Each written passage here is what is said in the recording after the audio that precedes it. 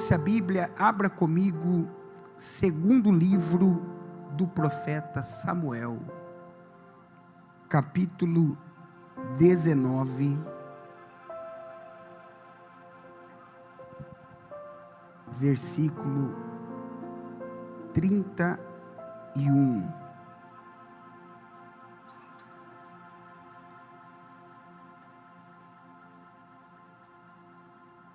Quem encontrou, diga amém.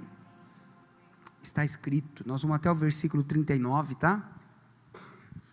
Também Barzilai, o Gileadita, desceu de Rogelim e passou com o rei o Jordão para o acompanhar ao outro lado do Jordão.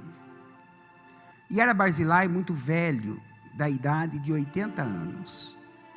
E ele tinha sustentado o rei, quando tinha sua morada em Maanaim, porque era grande homem. E disse o rei a Barzilai: passa tu comigo e sustentar-te-ei comigo em Jerusalém. Porém, Barzilai disse ao rei: quantos serão os dias dos anos da minha vida, para que suba com o rei a Jerusalém? Da idade de 80 anos sou hoje. Poderia discernir eu entre o bom e o mal? Poderia o teu servo ter o gosto no que comer e beber? Poderia eu ouvir a voz dos cantores ou cantoras? E por que será o teu servo ainda pesado ao rei, meu senhor? Com o rei passará teu servo ainda um pouco mais além do Jordão. E por que me recompensará o rei com tal recompensa? Deixa voltar o teu servo, e morrerei na minha cidade, junto à sepultura de meu pai e da minha mãe. Mas ei aí o teu servo Quimã, passe ele com o rei, meu senhor, e faze-lhe o que bem parecer aos teus olhos. Então disse o rei: Quimã passará comigo, e eu lhe farei como bem parecer aos teus olhos, e tudo quanto me pedires te darei. Havendo, pois, todo o povo passado o Jordão, e passando também o rei, beijou o rei a Barzilai, e o abençoou, e ele voltou para o seu lugar. Amém, gente? Essa é uma história que nos traz alguns ensinamentos. E se pudéssemos sujeitar a um tema, colocaríamos a recompensa da honra. Diga assim comigo: a recompensa da honra. Nós vemos aqui na história algumas recompensas que são consequência da honra de alguns homens. E também vemos algumas consequências da desonra. Esse texto que nós lemos está no meio de uma história muito trágica que aconteceu na Bíblia. O rei Davi já reinava há quase 40 anos em Israel, já era um rei muito bem sucedido, vencedor. Mas passados esses anos de reinado, Davi tem uma surpresa, um desgosto muito grande com o seu filho mais velho, Absalão. Absalão um dia entra na sala do trono, armado, e com muitos soldados comprados, jagunços com ele, e Absalão rende a guarda do rei na sala do trono, e ameaça a vida do rei, dizendo que agora ele seria o rei, no lugar do pai. Ele diz que agora o trono era dele, e que Davi deveria enfrentá-lo. Davi deveria lutar. E naquele momento, Davi, que nunca fugiu e jamais fugiria de uma batalha, Davi já experimentado, Davi já um homem vivido. Davi diz para Absalão: você quer o trono? Você quer ascender ao trono? Sobe no trono. Não vou fazer guerra aqui dentro. Porque depois você vai ver em outros textos bíblicos que a preocupação do rei Davi era que não houvesse uma guerra civil dentro da cidade velha. A cidade de Jerusalém, a cidade de Davi, cercada por muros, não suportaria uma guerra civil, uma divisão entre os que estavam com Davi e os que estavam com Absalão. Muita gente inocente morreria, muito sangue seria derramado. Davi não quer isso dentro da cidade. Então Davi fala para Absalão: fica com o trono e eu vou embora. Mas pastor, ele abriu mão do trono. Ele não abriu mão do trono. Aqui vem um ensinamento. Davi, ele confia que quem deu o trono de Israel para ele foi Deus, e que só Deus pode tirar. Ele sabe que a posição que ele ocupa foi uma posição dada por Deus, e que se Absalão assumisse aquela posição naquela hora, seria momentâneo, questão de tempo para Deus devolver para ele. Porque escuta o que eu vou dizer para você: o que Deus deu para você é seu. O que Deus tem para a sua vida é seu. E o inimigo se levanta, o inimigo ele pode se insurgir contra você, mas é questão de tempo para Deus colocar nas suas mãos de volta. E se prepara, porque tem um tempo de restituição chegando aí.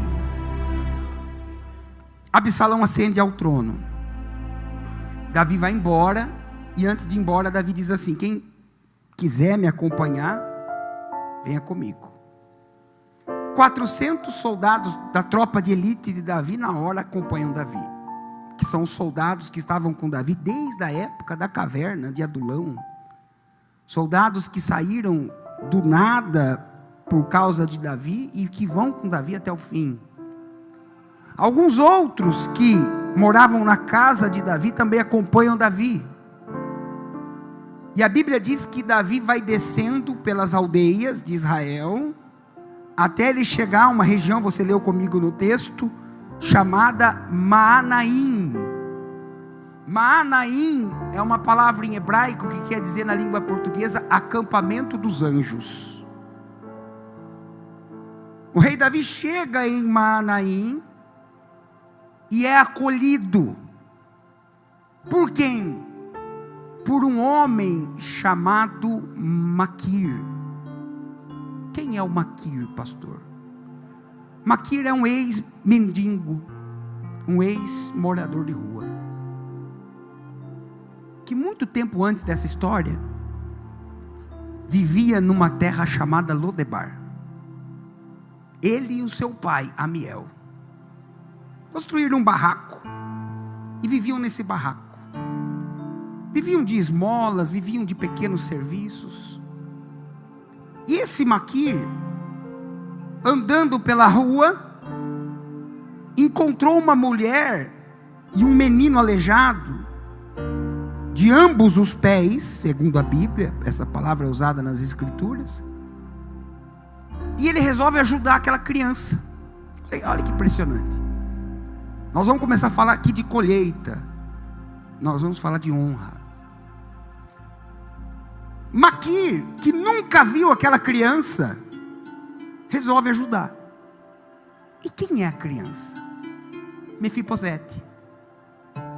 Mefibosete é o filho de Jonatã, o príncipe, neto do rei Saul. Quando Saul perde a batalha para os filisteus, Saul se mata, e Jonatas morre na batalha, na espada do filisteu. Quando vem a notícia no palácio de Saul, na casa, na tenda, até então não era um palácio de alvenaria, quando vem no palácio de Saul a notícia de que Jonatã e Saul estão mortos, a ama que cuidava de Mefibosete logo pensa: o próximo a ser morto é essa criança. Na linha de sucessão ao trono, o próximo seria Mefibosete. Os filisteus vão matá-lo. Então ela tenta fugir com a criança, e acontece um acidente, e o menino fica paralítico. Ela pega o menino paralítico, ela vai para Lodebar, porque Lodebar, na tradução hebraico-português, quer dizer terra do silêncio. Por que quer dizer terra do silêncio? Porque é um lugar que ninguém ia. A voz daquele povo não era ouvida. Era um lugar distante, pobre, esquecido da região. Por isso terra do silêncio. Ela leva o pequeno Mefibosete na terra do silêncio, e ali Mefibosete começa a crescer, e é ajudado por Maquir. Veja, Maquir é um homem que tem muito pouco, mas o pouco que ele tem, ele divide. Maquir é um homem que vive as suas guerras, mas não consegue olhar para aquele menino paralítico com indiferença. Ele quer fazer alguma coisa. E ele começa a ajudar aquela criança, ele traz para morar com ele, ele começa a cuidar daquela ama, e começa a cuidar daquele menino. O tempo passou, aquele menino é um homem, o rei Davi já está no trono, e um dia o rei Davi está ali andando para cá e para lá, e pensando na vida, e Davi começa a se lembrar do tempo da sua adolescência, o tempo que ele não tinha nada, o tempo que ele enfrentou Golias e venceu, e enquanto todos olhavam com maus olhos para Davi, o príncipe Jonatas passa por todo mundo e dá um abraço em Davi, e diz: Davi, obrigado por ter enfrentado Golias. O príncipe Jonatas pega a capa de príncipe dele e coloca na costa de Davi, e o príncipe Jonatas diz assim: Davi, a partir de hoje você é meu amigo. E a Bíblia diz assim que a alma dos dois se ligou, que se tornaram os melhores amigos, a ponto de quando Saul ordena a morte de Davi, Jonatas vai escondido do pai e avisa Davi: fuja, Davi, porque o meu pai quer te matar.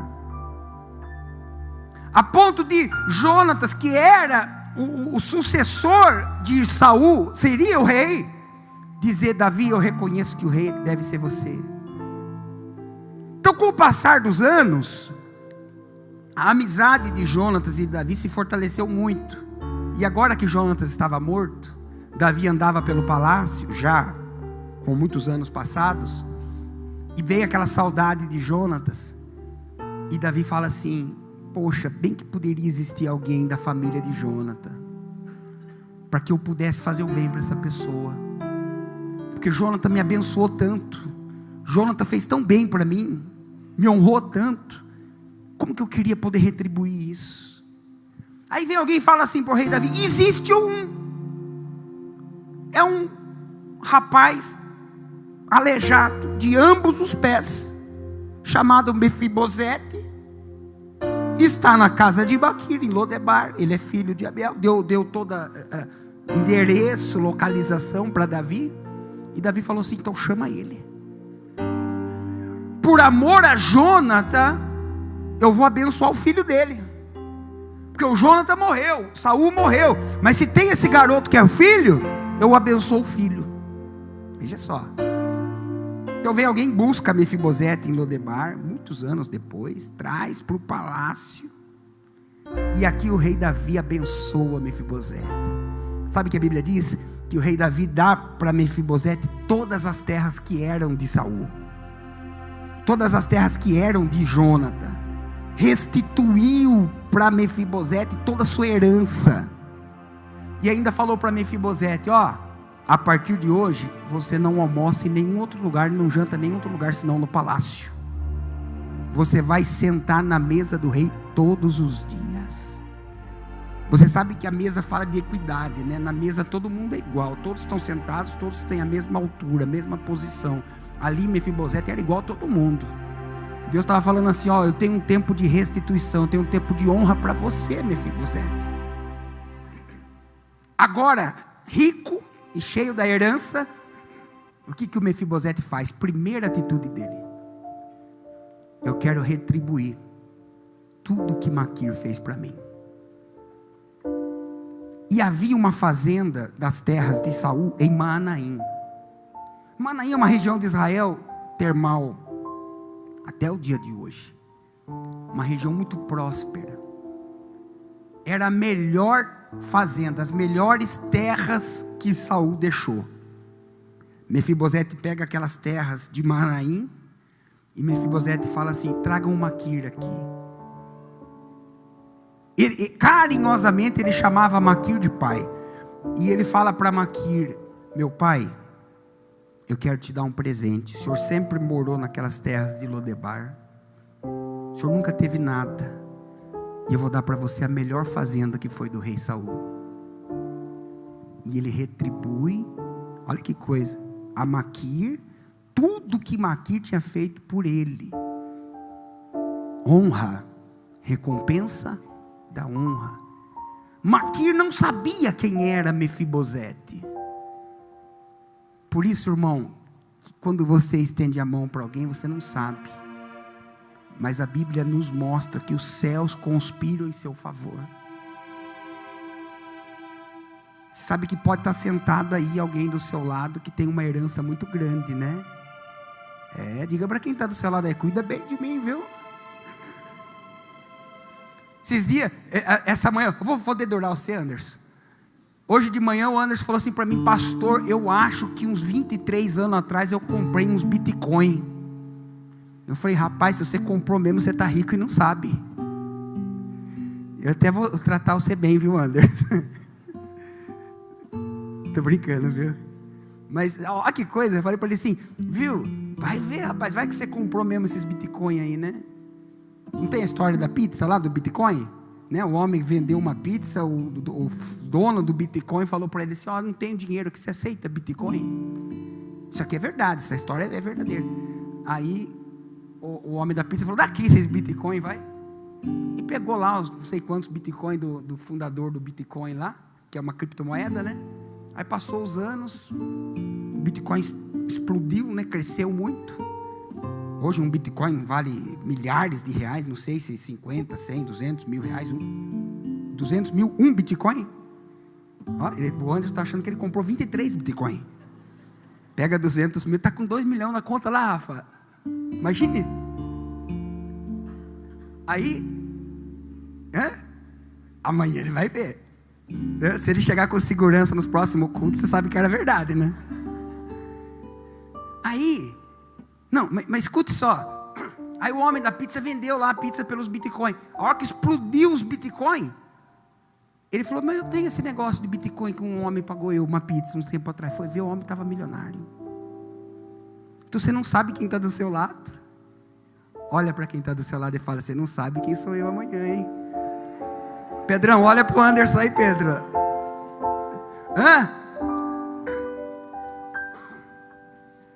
Agora, brincadeiras à parte, preste atenção nisso. O Maquir não fez por interesse, é claro. Ele estava ajudando um menino de rua. Mas veio a recompensa. Davi recompensa por amor a Jonathan.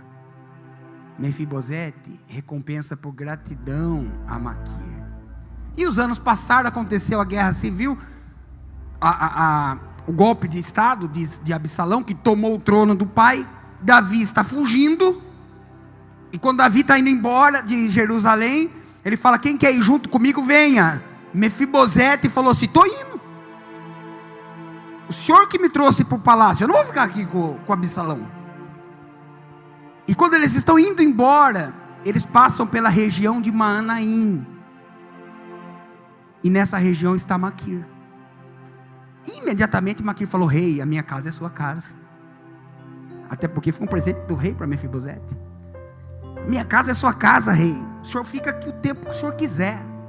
Você vai vendo que vai se ligando uma coisa na outra. E ali o rei Davi, ele começa a viver em Maanaim, na casa de Maquir. Só que a comitiva do rei é muito grande.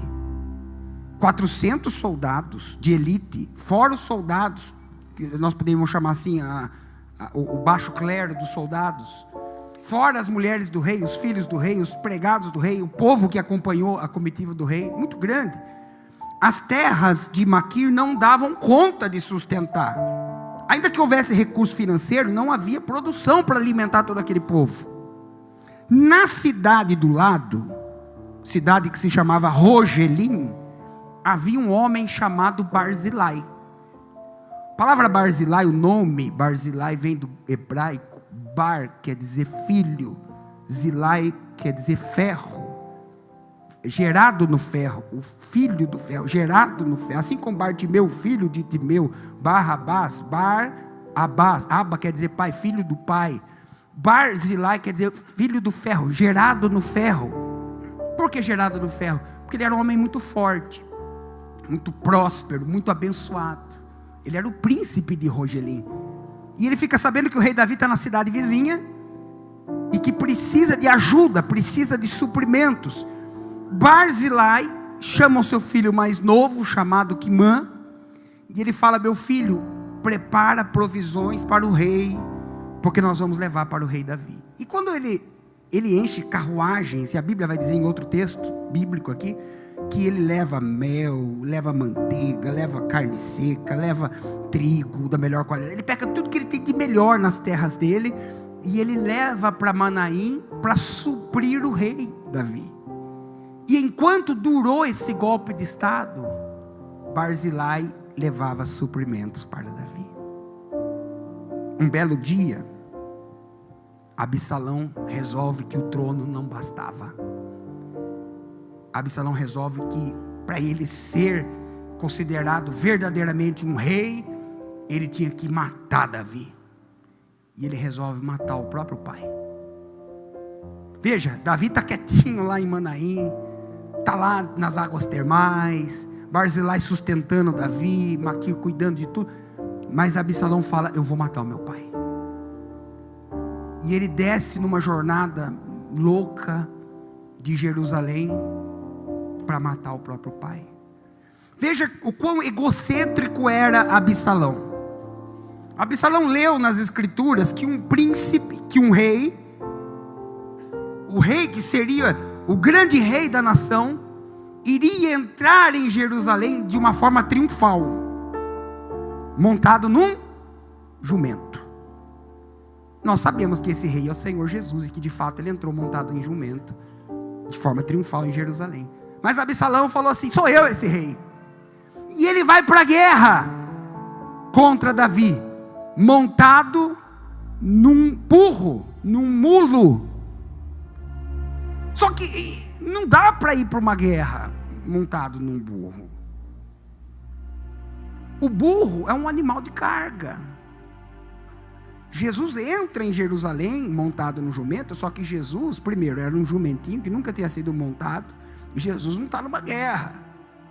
Absalão vai para a guerra montado no burro. O que é o problema do burro? O cavalo, você puxa a rédea, ele para. O burro, se ele encanar que ele não vai parar, ele não para. Ninguém segura, ninguém para ele. Ninguém para aquele burro. E o Absalão está descendo para ir contra o pai em Manaim. Quando ele chega numa floresta, ele tenta parar o burro para esperar os soldados, e quando ele puxa a rédea, o burro desembestou. E aquele mulo entrou mato adentro com Absalão. E ele vai batendo a cabeça nas árvores, e ele vai se enroscando nos galhos, até que ele fica preso pelo pescoço e pelo cabelo, pendurado numa árvore. Olha que loucura. Está na Bíblia. Quando ele está pendurado numa árvore, preso, Absalão, vem a notícia para os soldados de Davi, para o rei Davi: Absalão entrou no meio da mata. Os soldados de Davi estão em volta de Absalão, estão em volta de Manaim. Davi se levanta para ir para a guerra, mas Joabe, o capitão do exército. Quem é Joabe, pastor? Joabe é o filho de Zeruia, irmã mais velha do rei Davi. Joabe ama Davi. Joabe dá vida por Davi. Joabe é sobrinho de Davi, mas ele tem Davi como sua grande referência. É primo de Absalão. E Joabe sabe que se Davi vai para a guerra e encontra Absalão, Davi abraça o filho e perdoa o filho. Isso já tinha acontecido. Joabe sabe que aquilo não ia dar certo. Joabe fala: meu rei, fica aqui que eu vou para a guerra. E Joabe vai. Ele encontra Absalão pendurado numa árvore, pelo cabelo, pelo pescoço. E Absalão fala: Joabe, me leva até o meu pai. Joabe fala: acabou para você, Absalão, e mata Absalão. Absalão está enterrado na frente do portão de Damasco, na cidade velha de Davi. Na lápide do túmulo de Absalão está escrito assim: aqui está um filho que desonrou o pai. Aqui está, não foi sepultado junto com os outros filhos de Davi, foi sepultado longe dos outros. E na lápide está escrito: um filho que desonrou o pai. Tragédia, consequência da desonra. Agora o trono está vago, a coroa está de volta na cabeça a quem pertence, o rei Davi. E Davi vai voltar para Jerusalém. E quando Davi vai voltar para Jerusalém, Davi olha para Barzilai. E ele fala: poxa, Barzilai, você me honrou tanto, você cuidou de mim, você me sustentou, você supriu as minhas necessidades, e eu quero te honrar, Barzilai. Eu quero retribuir tudo que você fez para mim. E aí você lê o texto comigo, entra na história que você leu. Sobe comigo para Jerusalém e mora comigo no palácio, e lá eu vou te sustentar, você e a sua casa. E aí vem uma resposta de Barzilai assustadora, e é dentro dessa resposta que eu quero chamar a sua atenção. Barzilai olha para o rei, naquele momento de vitória, naquele momento de recompensa, naquele momento de colheita, naquele momento de ser honrado. Barzilai olha para o rei Davi e fala: mas rei, quem sou eu para ir em Jerusalém? Quem sou eu para entrar na sala do trono? Aí ele começa a dizer assim: eu sou muito velho, não ouço direito, nem sinto gosto das coisas. Rei, deixa eu ficar aqui mesmo, perto da sepultura do meu pai e da minha mãe, para que eu possa morrer e ser sepultado junto com eles. Eu só seria um peso na vida do rei. Sabe o que eu estou vendo aqui, gente? Um homem extraordinário, no entanto, sem perspectiva para o futuro. Um homem que planta, um homem que honra, um homem que semeia, um homem fora de série, mas que quando chega a hora dele receber as bênçãos, ele não se vê abençoado. Ele acha que ele não merece, ele acha que não é para ele, ele acha que o tempo dele já deu, ele acha que para ele acabou. E assim tem muita gente que luta, que trabalha, que honra, que vai para cima, mas quando vem as promessas de Deus, quando vem a promessa do rei, ele fala assim: mas isso não é para mim, isso é muita coisa, eu não dou conta. E Deus quer que você abra o seu entendimento hoje, porque Ele tem para você o melhor dessa terra. Sabe aquele homem que diz assim: ó, para mim já acabou, não tem mais o que fazer. Eu não sei você, mas eu converso com muitas pessoas de idade, né? E tem muitos idosos que estão vendendo saúde. Só que daí vem a aposentadoria. E alguém colocou na cabeça de alguns idosos que aposentar é o quê? Parar de fazer tudo. Então ele aposenta, convencem ele que o que ele tem que fazer é comprar uma sandália, colocar uma cadeira de balanço no abrigo e ficar o dia inteiro lá. E alguns filhos mais criativos dão um pacote de milho para ele e falam: o senhor fica jogando milho pro pombo aí, ó. E ele acredita que aquilo é a aposentadoria. E aí ele para, irmão Alfredo querido. Irmão Alfredo, 55 anos de diácono, só de diaconato. Irmão Alfredo, ele acredita que para ele acabou, que ele só pode ficar ali no abrigo. E de vez em quando toma um sol, de vez em quando, sabe aquela coisa? Você deve conhecer casos assim. Ele estava vendendo saúde, parou de fazer tudo, adoeceu. Quem já viu caso como esse? Pois é. Por quê? Porque a saúde está no prazer da vida. Se aposentou, irmão, vai passear, vai viajar, vai para Gramado, vai para Gramado, vai para Campos do Jordão, vai para o Paraguai, atravessa a ponte da amizade, compra algum presente para o pastor lá no Paraguai. Você entendeu? Mas se pegar você na ponte da amizade, não fala que foi eu que mandei. Vai viver, vai aproveitar a vida. Tem um monte de irmão que já entendeu isso. Aposentou, colocou rodinha no pé e vai passear. Porque a vida está aí para você viver. Mas não é só quem aposenta não. Tem muita gente aí com seus 30, com seus 20, com seus 40 anos que não faz nada. Acha que a vida é o quê? Acordar cedo, trabalhar, voltar para casa, dormir, no outro dia acordar cedo, trabalhar, voltar para casa, dormir, voltar a trabalhar. E a vida não é isso. Deus tem muito mais para você. O Barzilai começou a falar assim: rei, eu vou ser um peso, eu vou dar muito gasto para o rei. Irmão, Barzilai não ia fazer nem cócega no tesouro do rei. Davi é um homem muito rico. Davi está falando: Barzilai, eu levo você e sua família junto comigo, morar no palácio. Eu coloco empregado para cuidar da sua fazenda. Vem morar comigo que eu quero te honrar. Sabe o que Deus está falando para você hoje? Eu quero te honrar. Mas pastor, eu não mereço. Ninguém merece. Deus quer te dar de presente. E aí o Barzilai fala assim: eu vou atravessar o Jordão junto com o rei.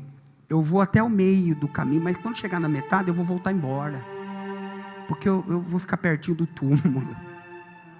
Ai, que loucura, gente. Vou ficar perto do túmulo do meu pai. Aí quando eu morrer eu já estou ali perto. E ele viveu por tantos anos ainda, sabia? Aí ele diz assim: mas o meu filho mais novo, que se chama Quimã, ele vai com o senhor, e tudo que o senhor ia dar para mim, dá para ele.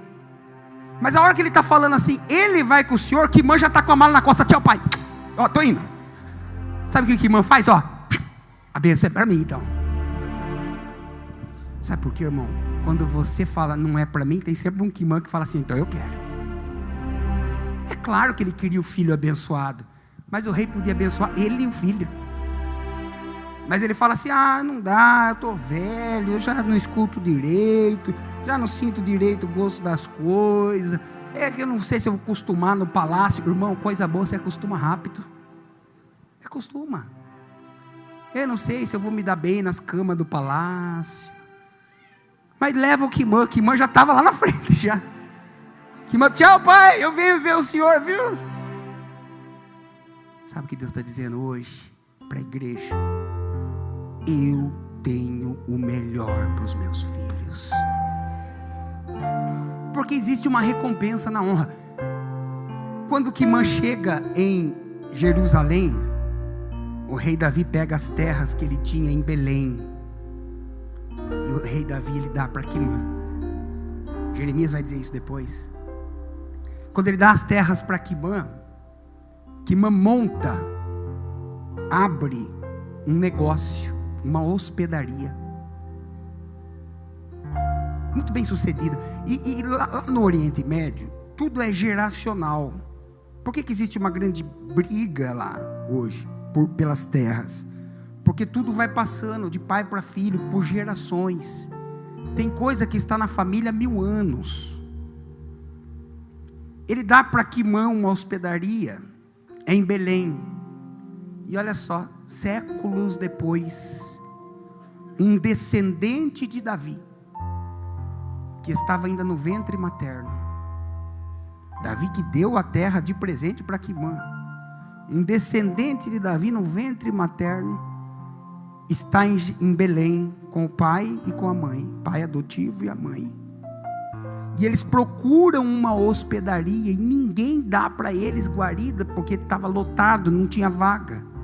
Mas essa hospedaria, que estava na família de Quimã há gerações, um descendente de Quimã, ele diz assim para Maria e José: olha, de fato não tem vaga na hospedaria, mas se vocês não se importarem, nós temos um estábulo, vocês podem ficar no nosso estábulo, passem a noite lá, ali vocês vão ficar aquecidos. E eles vão para aquele estábulo, onde hoje é a igreja da Natividade em Belém, e ali o menino Jesus nasceu. Olha que impressionante, a recompensa da honra. Davi abençoa Quimã, porque Quimã e seu pai o abençoou. E muitos anos depois, a descendência de Quimã está abençoando a descendência de Davi. No mesmo lugar, existe uma recompensa na honra. Existe uma maldição na desonra. Você viu no caso de Absalão. Honre a Deus, honre ao Pai, honre as pessoas, honre a família e confie que Deus tem o melhor para você. Eu termino aqui a mensagem. Não olha para você como a Barzilai estava olhando para si mesmo. Barzilai é um homem maravilhoso, mas ele olhava para si mesmo como alguém que não merecia, como alguém que já tinha vivido o que tinha para viver, e o rei tinha muito mais para ele. O rei tem muito mais para você. Eu sei que você já viveu coisas assim. Você esperava que você foi fazer algo para você, uma construção, uma compra de algo, uma resposta, algo para a família, algo pessoal, e você esperava que fosse do jeito. Quando aconteceu, foi muito melhor do que o que você esperava. E é isso que Deus tem para esse mês de setembro. Deus quer te surpreender com coisas muito maiores. Mas quem sou eu? Você é herdeiro do rei. Mas quem sou eu? Você achou a graça e o favor do rei para a sua vida. E é isso que Deus quer fazer. Deus quer te honrar. Deus quer te honrar. Amém, gente? Deus quer pegar a sua família e quer cuidar da sua família. Deus quer pegar os seus filhos, o seu marido, a sua esposa, e Deus quer cuidar dos seus, porque você honrou a Deus e tem honrado. Você honra a Deus quando você está aqui. Você honra a Deus quando você dá um bom testemunho. Você honra a Deus quando você fala de Jesus. Você honra a Deus quando você é fiel a Ele. E porque você tem honrado o Rei, Ele quer honrar você. Fiquem todos em pé em nome de Jesus Cristo, por gentileza. Feche os seus olhos. Chores mais, Ele já chorou por ti. Lágrimas de amor por te querer. Conte a Jesus. Conte a Jesus. O que sentes essa dor? O que sentes essa dor? O que queres que Ele faça? O que queres que Ele faça por você? Por amor que Ele entregou a própria vida antes de você nascer. Te acolher, te acolher, nos braços seus, nos braços seus. O que Ele não faria por você? Ele não faria por você. Filho seu. Um filho seu, um filho seu, um filho do amor de Deus. Eu sou herdeiro desse rei, herdeiro desse rei.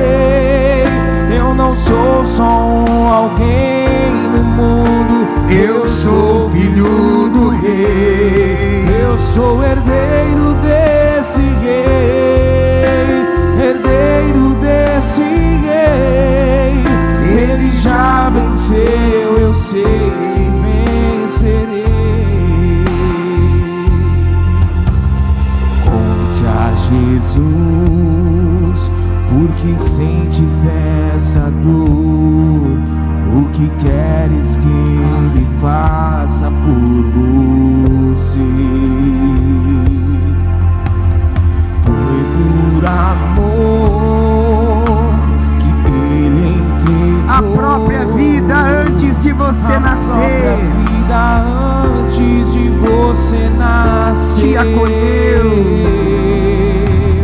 Te acolheu nos braços seus. Nos braços seus. O que Ele não faria? O que Ele não faria por você?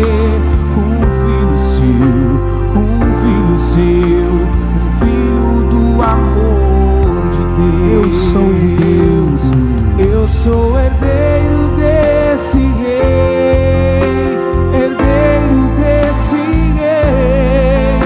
Eu não sou só alguém no mundo, eu sou filho do rei. Eu sou herdeiro desse rei, herdeiro desse rei. Ele já venceu, eu sei que venceu. Olha só, você percebe aqui na história, Jonathan abençoa Davi, Davi abençoa a descendência de Jonathan. Mefibosete é abençoado por Maquir e retribui, abençoa Maquir. Maquir é abençoado por Mefibosete lá na frente e retribui, acolhe Davi e a família. Barzilai abençoa Davi e Davi abençoa Barzilai e Quimã. Davi abençoa Quimã e a descendência de Quimã abençoa a descendência de Davi. Existe uma colheita na bênção. A palavra aqui é a palavra gratidão. E a gratidão é a memória do coração. Quando você expressa sua gratidão a Deus, as pessoas que Deus coloca na sua vida, sempre haverá uma recompensa na honra. Sempre. Só que tem uma coisa: a hora que a bênção chegar, toma posse. Toma posse. Faz igual aquela criança lá que alguém fala para ela: você quer um pedaço de doce? Não quero. Eu quero daqui que é meu. Porque se você não tomar posse, o Quimã pula na frente e fala: eu quero. Você compreendeu isso?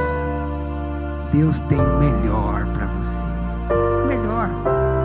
E olha só, está escrito: olhos não viram, ouvidos não ouviram, nem subiu ao coração do homem tudo aquilo que Deus tem preparado para aqueles que o amam. Deus tem o melhor para você. Aqui o melhor não é necessariamente coisas materiais, mas passa também por elas. Deus tem para você o melhor carro, a melhor casa. Deus tem para você a melhor família. Deus tem para você a melhor saúde. Deus tem para você o melhor marido, o melhor esposo, o melhor filho. Deus tem para você o melhor para você. O melhor. Por isso que o que Deus deu para você é para você. Cada um calça um número. Não adianta. Alguém falou aqui esses dias na pregação, acho que no culto de 24 horas, que não dá para vestir um sapato bonito, ainda que seja muito bonito, se não for o meu número. O melhor para você já está separado por Deus. Deus já preparou o melhor. E a hora que o rei falar assim: chegou a sua vez, ó, toma posse. Toma posse. Não fica assim: mas será que eu dou conta? Será que eu consigo? Será que eu... Vai conseguir sim, porque Deus é com você. Ah, mas será que eu... É muito... Sabe aquela pessoa? Vou dar um exemplo assim, ó. Sabe aquela pessoa? Deus fala assim para ela: vou dar para você uma casa, 2 andares, 3 andares, 10 quartos. Aí a pessoa fala: nossa, mas tão grande assim, como é que eu vou limpar isso tudo? Irmão, Deus vai vai dar condição para você. Você vai ter gente para te ajudar. Você vai ter gente que vai estar ali cooperando. Deus vai colocar na sua... o Deus que dá a visão da condição. Às vezes Deus está dando a bênção para a pessoa e fala assim: mas é muita coisa, para mim pode ser. Deus está falando assim: eu tenho o melhor. Eu tenho o melhor. Porque você é herdeiro desse rei. Chegou a hora de atravessar o Jordão, igreja. Chegou a hora de sair de Rogelim e subir para Jerusalém. Quimã disse isso. Eu nasci em Rogelim, mas eu sabia que eu não ia morrer em Rogelim. Eu sabia que Deus ia levar eu para Jerusalém. O Barzilai morreu em Rogelim. Veja, um homem tão abençoado, mas ele falou: não é para mim não. Deus quer que você abra a sua visão hoje, porque o melhor dessa terra é seu. Os teus sonhos vão se realizar. Não estou falando isso para te motivar não. Isso aqui é uma promessa de Deus, é uma palavra rema. Há uma recompensa na honra, e Deus quer que você desfrute dela. Deus quer que você viva as promessas dele na sua vida. Deus quer que você viva na sua casa o que existe de melhor. Deus quer que volte a haver sorrisos, felicidade, paz, alegria, bênçãos. Pastor, será que eu mereço? Irmãos, a graça é um favor imerecido, é um presente, é uma recompensa, e Deus quer entregar nas suas mãos hoje.